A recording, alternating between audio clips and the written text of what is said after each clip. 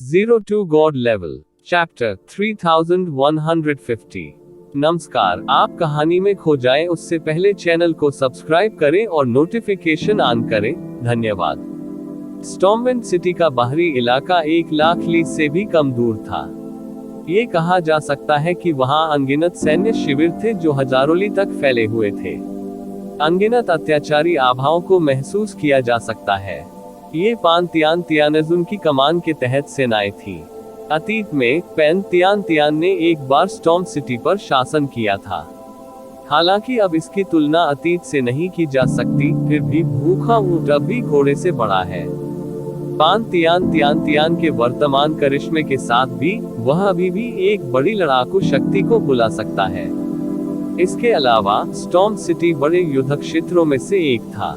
Fortune God राजवंश और pen Tian Tian Tian के बीच लड़ाई के अलावा फॉर्चून गॉड राजवंश और विदेशी डोमेन की अन्य ताकतों के बीच टकराव भी आम थे। दूरी में सभी पक्षों के विशेषज्ञ लगातार लड़ रहे थे।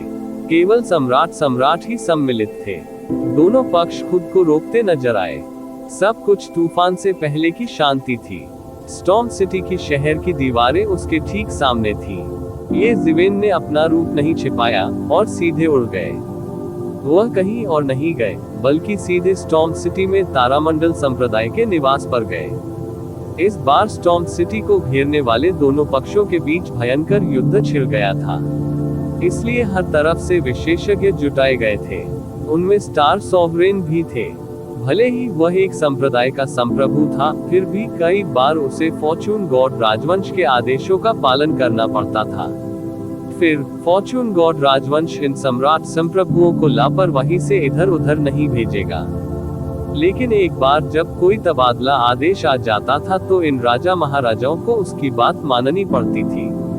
केवल 7वें क्षेत्र या उससे ऊपर के क्षेत्र में प्रवेश करने वाले विशेषज्ञों को ही कुछ हद तक स्वायत्तता प्राप्त थी। एक असीम गुप्त क्षेत्र में सूक्ष्म संप्रदाय के कई विशेषज्ञ व्यस्त थे। प्रिमोर्डियल डिवाइन माउंटेन के महल में स्टार सम्राट एक बादल बिस्तर पर पालथी मारकर बैठा था। वह लगातार अनंत आध्यात्मिक ऊर्जा को अवशोषित कर रहा था और शक्तिशाली कानून जारी कर रहा था। अचानक उसने अपनी आंखें खोली और कहा, मुझे नहीं पता कि कौन सा साथी दाववादी आपसे मिलने आया है। मुझे क्षमा करें कि मैं आपका स्वागत करने के लिए बाहर नहीं गया। साथी दाववादी स्टार सम्राट, आने की आजादी लेने के लिए मुझे वास्तव में खेद है। बात बस इतनी है कि यह मामला बहुत महत्वपूर्ण है, इसलिए मैंने आने की आजादी ली। मुख्य हॉल के बाहर से एक स्पष्ट आवाज आई। तभी हरे रंग का एक युवक एक पुरुष और एक महिला के साथ अंदर आया। स्टार सम्राट की आंखें चौड़ी हो गई, क्योंकि उसे स्पष्ट रूप से याद था कि हरे रंग का ये युवक कोई और नहीं बल्कि मार्शल सम्राट ये ज़िवेन था, जिसे कुछ समय से नहीं देखा गया था। उसे अपने पीछे 2 लोगों का भी आभास था। वे उसके संप्रदाय के 2 सबसे उत्कृष्ट शिष्य होने चाहिए। नक्षत्र संप्रदाय की स्थापना उनके द्वारा की गई थी। इसलिए यद्यपि वह अलग थलग लग रहा था और नक्षत्र संप्रदाय के मामलों की परवाह नहीं करता था, वह वास्तव में संप्रदाय में दिखाई देने वाले कुछ उत्कृष्ट शिष्यों के बारे में जानता था। एक सम्राट के लिए इन मामलों पर ध्यान देना उसके हाथ झटकने जितना आसान था। इस वजह से उसे यह अजीब लगा कि ये 3 लोग, जो एक दूसरे से बिल्कुल असंबंधित लग रहे थे, एक साथ थे। तो यह फेलो डाओइस्ट मार्शल सम्राट है। मैं आपसे मिलने के लिए बाहर न जाने के लिए क्षमा चाहता हूँ, तारा सम्राट ने खड़े होकर कहा। वह दूसरों के सामने अहंकारी हो सकता है, लेकिन ये ज़िवेन के सामने वह ऐसा नहीं हो सकता। ऐसा केवल इसलिए नहीं था क्योंकि जब वे चरणहीन आत्मा की हड्डी की तलाश कर रहे थे, तो ये ज़िवेन ने स्थिति बदल दी और अंततः ये ज़िवेन के कारण सफल हुए। इसके अलावा बाद में बहुत सारी खबरें फैल गई। ये ज़िवेन की खेती ने पेन हेवनली पैलेस में काफी प्रगति की थी। वास्तव में वह गेंगजिन टाइगर सम्राट जैसे अस्तित्व के खिलाफ लड़ने में सक्षम था और जीत भी गया था। उस क्षण से वह समझ गया कि भले ही वे दोनों संप्रभु सम्राट थे, वे अब एक ही स्तर पर नहीं थे। ये ज़िवेन के सामने उसमें जरा सा भी अहंकार नहीं हो सकता था। जब उसने ये ज़िवेन को देखा तो उसे केवल यह महसूस हुआ कि ये जिवेन पहले की तुलना में अधिक अथाह थी। उसे ऐसा भी महसूस हुआ मानो वह विशाल तारों का सामना कर रहा हो। अपनी युद्ध शक्ति और साधना से भी उन्हें ऐसी अनुभूति होती थी। कोई भी अच्छी तरह से कल्पना कर सकता है कि ये जिवेन कितना अत्याचारी हो गया था। यह अफवाह निराधार नहीं थी कि वह अकेले गेंग मेटल टाइगर सम्राट और शाश्वत दिव्य सम्राट को हरा सकता है। इसके बजाय ये सच था। उसे स्पष्ट रूप से याद आया कि जिवेन उस समय केवल चौथे क्षेत्र का स्वामी था। हालांकि वह उस समय पहले से ही उससे अधिक ताकतवर था, लेकिन ये कहना पूरी तरह से सच नहीं था कि वह उससे कहीं अधिक ताकतवर था। हालांकि वह अब ये जिवेन की ताकत की सीमा भी नहीं देख सका। उसे विश्वास ही नहीं हो रहा था कि ये जिवेन इतना ताकतवर हो सकता है। कितने साल हो गए थे वह ताई सोल गैदरिंग पैलेट की मदद से आगे बढ़े थे। उसने सोचा कि उसकी प्रगति तेज थी। हालांकि वर्तमान ये जिवेन की तुलना में यह एक व्यक्ति की तुलना एक मृत व्यक्ति से करने जैसा था। कोई तुलना ही नहीं थी। एक ही पल में उसके मन में अनगिनत विचार कौंध गए। हालांकि ये विचार तुरंत उसके दिल की गहराई में दब गए। उसने इसे अपने चेहरे पर नहीं दिखाया। ये जिवेन ने कहा, फेलो स्टार सम्राट, मैंने आपको कुछ समय से नहीं देखा है। आप अभी भी पहले की तरह खूबसूरत हैं। आपका कौशल अगले स्तर तक बेहतर हो गया है। बधाई हो। ये जिवेन की दृष्टि बहुत तेज थी। वह स्वाभाविक रूप से देख सकता था कि सितारा सम्राट दूसरे दायरे से गुजर चुका है। उसे ताई सोल गैदरिंग पैलेट की शक्ति पर भरोसा करना चाहिए था। आखिरकार हर किसी को उनके जैसी आकस्मिक मुठभेड़ और प्रगति की गति नहीं मिली। यदि उसकी साधना की गति ज्ञात हो तो बहुत से लोग डरकर मर जाएंगे। उन संप्रभु सम्राटों का तो जिक्र ही नहीं, उन अर्ध सम्राटों के पास भी ऐसी अद्भुत साधना गति नहीं हो सकती थी। आप मेरी चापलूसी करते हैं। मार्शल सम्राट की तुलना में ये बिल्कुल भी उल्लेख करने लायक नहीं है। आइए साथी सम्राट, कृपया बैठिए। मुझे नहीं पता कि साथी सम्राट इस बार मेरे संप्रदाय के 2 बेकार शिष्यों को यहाँ क्यों लाए। सितारा सम्राट ने कहा, शिष्य किंग लिंगजी और जुयान सर्वोच्च नेता को सम्मान देते हैं। इस समय किंग लिंगजी और किंग लिंगजी को अंततः एक अवसर मिल गया। उन्होंने झट से घुटने टेक दिए और स्टार सम्राट को अपना सम्मान दिया। हालांकि देवता स्वर्ग या पृथ्वी की पूजा नहीं करते थे, फिर भी उनके मन में अपने संप्रदाय के संस्थापक पूर्वज स्टार सम्राट के प्रति बहुत सम्मान था। उठना। स्टार सम्राट ने अपना हाथ हिलाया और दोनों को उठने दिया। उसने फिर भी ये जिवेन को देखा। ओह, यह इस तरह है। ये जिवेन ने तुरंत स्टार सम्राट को दोनों के बारे में बताया। सितारा सम्राट की अभिव्यक्ति गंभीर हो गई। वह ऐसा व्यक्ति नहीं था जो नहीं जानता था कि उसके लिए क्या अच्छा है, इसलिए वह स्वाभाविक रूप से समझता था कि यदि दोनों सेनाएं हाथ मिलाती हैं, तो स्टॉर्म सिटी गिर सकती है। उस समय ये फॉर्चून डिवाइन राजवंश के लिए एक बड़ा झटका होगा। यदि वे स्टॉर्म सी क्षेत्र में एक और जासूस रखना चाहते हैं, तो उन्हें एक बड़ी कीमत चुकानी होगी।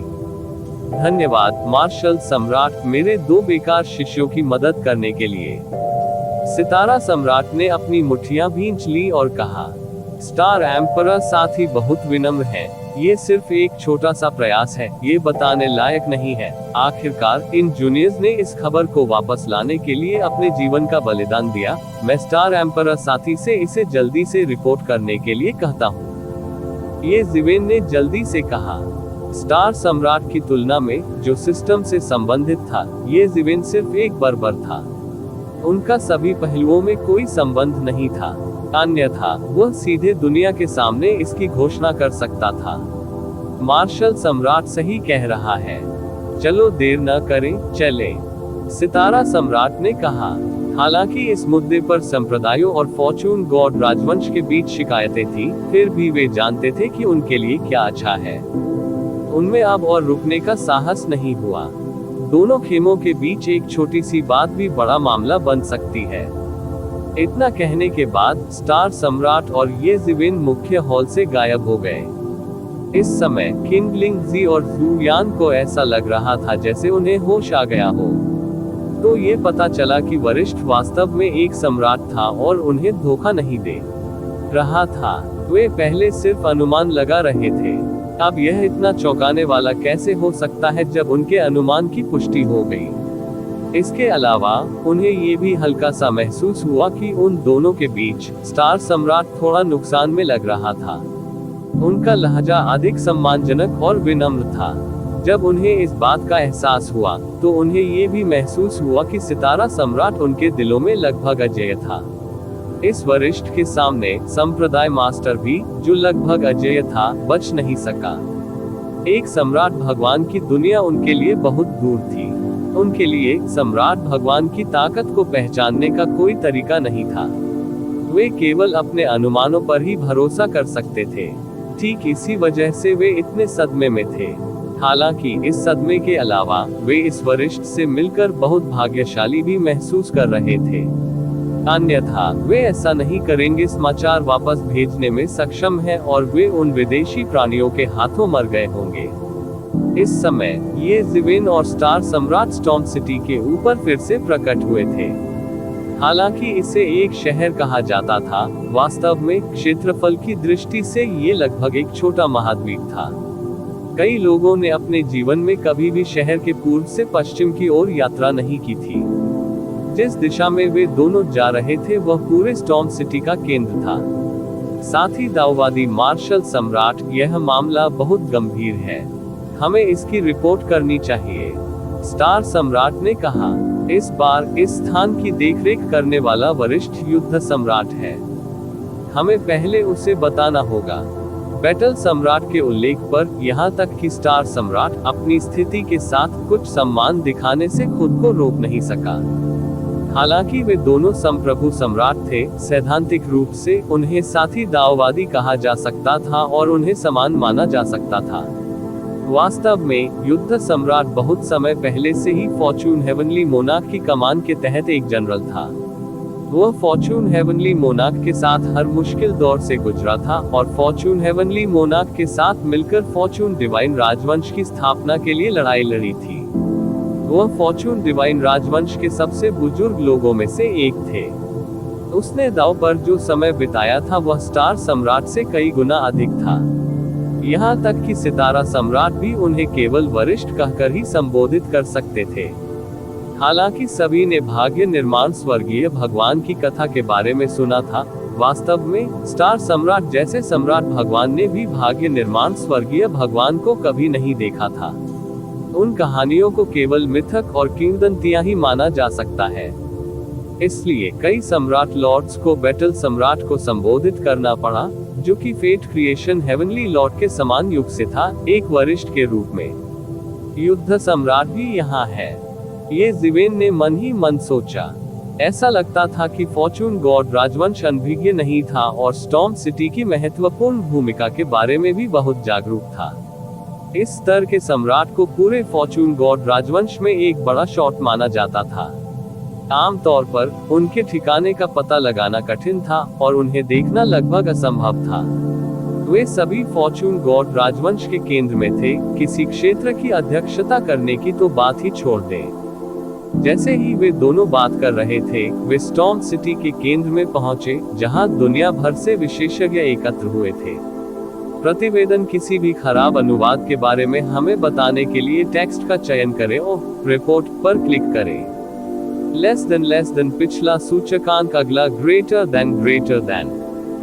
इसी प्रकार के अपडेट्स लेते रहने के लिए हमारे चैनल ऑडियो बुक्स 108 को सब्सक्राइब करें और नोटिफिकेशन ऑन करें। धन्यवाद।